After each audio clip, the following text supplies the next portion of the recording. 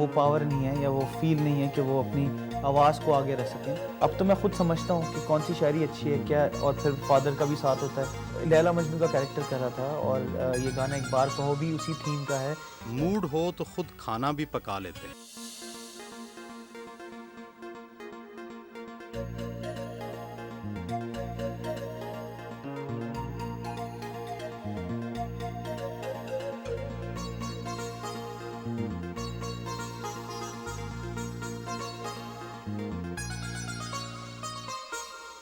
احمد جہاں زیب گھر ہوں تو سب مل کر کھانا کھاتے ہیں.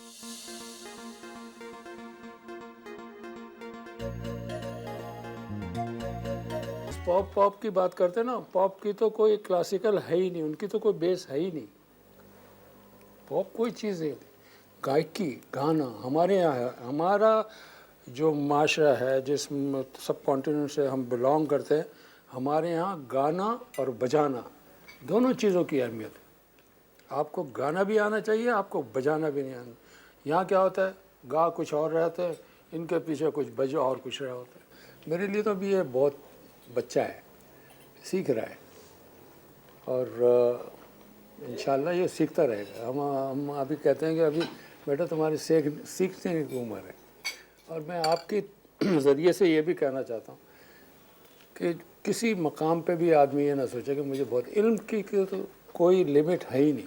آج کل نوجوان گلوکاروں کی توجہ شاعری کی بجائے ساز و آواز پر ہوتی ہے.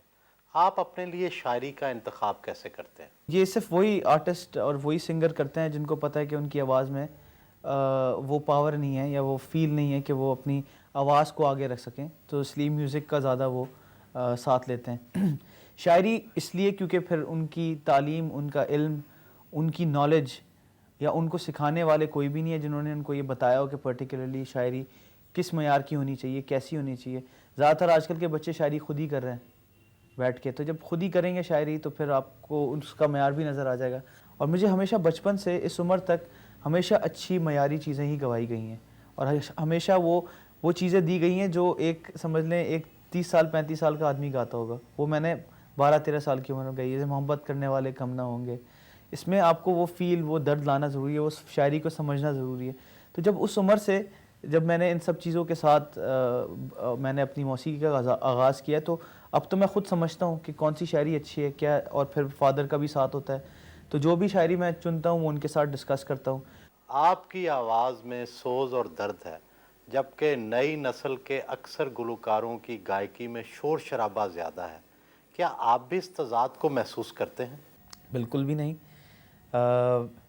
سوز اور درد بے شک ہے, مگر یہ چیزیں بھی کچھ چیزوں سے ریلیٹ کرتی ہیں کہ میلوڈیس میوزک یا سافٹ میوزک کو آپ سوز اور درد کا نام دیں, تو میرے حساب سے یہ نہیں. میں بیسکلی فوکس یہ ہوتا ہے کہ میلوڈیس چیز گاؤں جو کانوں کو اچھی لگے.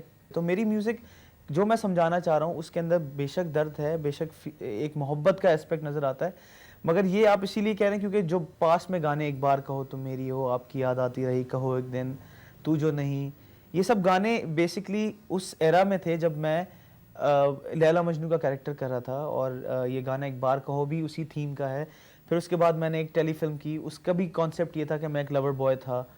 تو یہ سب چیزیں اس سے ریلیٹ کی, تو ایک البم کے اندر آپ کو زیادہ ایموشنل گانے نظر آئے. مگر ایسا کچھ بھی نہیں ہے, میں فاسٹ بھی گاتا ہوں, میں کچھ ڈفرینٹ بھی چیزیں میں نے اس البم میں ابھی جو نئی آنے والی ہیں کچھ بالکل ہی ڈفرینٹ تھیم کی ہیں. عام طور پر آواز میں سوز اور درد عشق کی ناکامی سے پیدا ہوتا ہے. کیا آپ کو عشق کی ناکامی کی کوئی چوٹ لگی؟ ابھی تک تو نہیں ہے, میں بڑے انتظار میں ہوں کہ اس کا مزہ کیا ہوتا ہے یا اس کا اسپیکٹ کیا ہوتا ہے جب بندہ عشق میں ناکام ہوتا ہے, اور اللہ نہ کرے کبھی ایسا ہو. والد صاحب مجھے کہا کرتے تھے کہ تم محبت کر ہی لو, اور محبت کر کے تم دھوکہ کھا ہی لو, پتہ ہے, ایک دفعہ کر کے دیکھ لو کیونکہ تمہاری آواز میں اور درد آ جائے گا. تو میں آج بیٹھ کے یہ بات سوچتا ہوں کہ جب محبت نہیں کی اور جب عشق نہیں کیا اور جب بھی اتنا درد ہے, تو اگر میں نے محبت کر ہی لی اور تو میں تو شاید واقعی میں صدی کا مجنوں